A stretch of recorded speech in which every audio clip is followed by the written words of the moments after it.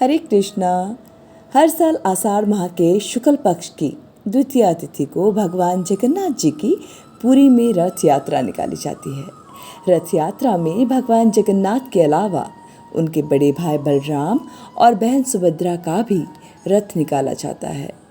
इस रथ यात्रा को लेकर मान्यता है कि एक दिन भगवान जगन्नाथ की बहन सुभद्रा ने उनसे द्वारका के दर्शन कराने की प्रार्थना की। तब भगवान जगन्नाथ ने अपनी बहन की इच्छा पूर्ति के लिए उन्हें रथ में बिठाकर पूरे नगर का भ्रमण करवाया और इसके बाद से इस रथ यात्रा की शुरुआत हुई। जगन्नाथ जी की रथ यात्रा के बारे में स्कंद पुराण, नारद पुराण, पद्म पुराण और ब्रह्म पुराण में भी बताया गया है। इसलिए हिंदू धर्म में इसका विशेष महत्व बताया गया है। धार्मिक मान्यताओं के अनुसार जो भी व्यक्ति इस रथ यात्रा में शामिल होकर इस रथ को खींचता है उसे 100 यज्ञ करने के बराबर पुण्य प्राप्त होता है। 800 साल पुराने इस मंदिर में भगवान श्री कृष्ण को जगत के नाथ जगन्नाथ जी के रूप में पूजा जाता है और इनके साथ उनके बड़े भाई बलराम और बहन सुभद्रा भी विराजमान है। रथ यात्रा में तीनों ही देवों के रथ निकलते हैं। रथ यात्रा के दौरान भगवान जगन्नाथ के साथ भाई बलराम और बहन सुभद्रा के लिए अलग अलग रथ होते हैं और इन रथों को बनाने की शुरुआत अक्षय तृतीया से होती है। रथ यात्रा में सबसे आगे बलराम और बीच में बहन सुभद्रा का रथ रहता है। सबसे पीछे भगवान जगन्नाथ का रथ होता है। सभी के रथ अलग अलग रंग और ऊंचाई के होते हैं। भगवान बलराम जी के रथ को ताल ध्वज कहा जाता है और इसकी पहचान लाल और हरे रंग से होती है। वही सुभद्रा के रथ का नाम दर्पदलन अथवा पद्म रथ है। उनके रथ का रंग काला या नीले रंग का होता है जिसमें लाल रंग भी होता है। भगवान जगन्नाथ के रथ को नंदी घोष अथवा गरुड़ ध्वज कहा जाता है। इनका रथ लाल और पीले रंग का होता है। रथ हमेशा नीम की लकड़ी से बनाया जाता है क्योंकि ये औषधीय लकड़ी होने के साथ पवित्र भी मानी जाती है।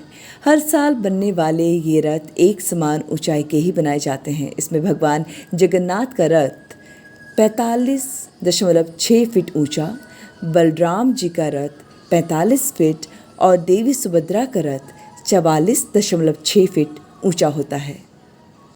भगवान के रथ में एक भी कील या कांटे आदि का प्रयोग नहीं होता। यहाँ तक कि कोई धातु भी रथ में नहीं लगाई जाती। रथ की लकड़ी का चयन बसंत पंचमी के दिन और रथ बनाने की शुरुआत अक्षय तृतीया के दिन से होती है।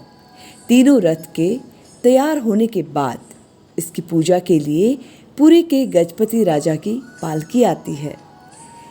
इस पूजा का अनुष्ठान को छर पहनरा नाम से जाना जाता है।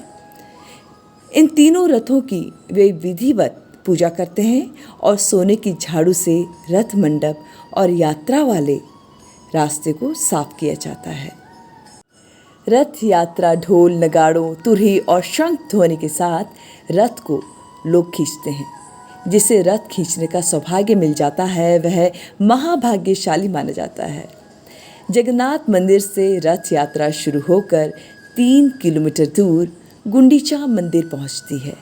इस स्थान को भगवान की मौसी का घर भी माना जाता है। एक मान्यता के अनुसार यहीं पर विश्वकर्मा ने इन तीनों प्रतिमाओं का निर्माण किया था। अतः ये स्थान जगन्नाथ जी की जन्मस्थली भी है। यहाँ तीनों देव 7 दिनों के लिए विश्राम करते हैं।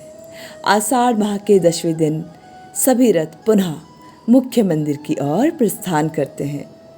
वापसी की ये यात्रा बहुड़ा यात्रा कहलाती है। जगन्नाथ मंदिर पहुंचने के बाद वैदिक मंत्रोच्चारण के बीच देव विग्रहों को पुनः प्रतिष्ठित किया जाता है। स्कंद पुराण में वर्णित है कि जो व्यक्ति रथ यात्रा में शामिल होकर जगत के स्वामी जगन्नाथ जी के नाम का कीर्तन करता हुआ गुंडीचा नगर तक जाता है वह सारे कष्टों से मुक्त हो जाता है। जबकि जो व्यक्ति जगन्नाथ जी को प्रणाम करते हुए मार्ग के धूल कीचड़ आदि में लोटपोट होकर के वो सीधे भगवान विष्णु के उत्तम धाम को प्राप्त होता है। और जो व्यक्ति गुंडीचा मंडप में रथ पर विराजमान श्री कृष्ण, बलराम और सुभद्रा देवी के दर्शन दक्षिण दिशा को आते हुए करता है, उसे मोक्ष मिलता है। हरे कृष्णा हरे कृष्णा हरे कृष्णा।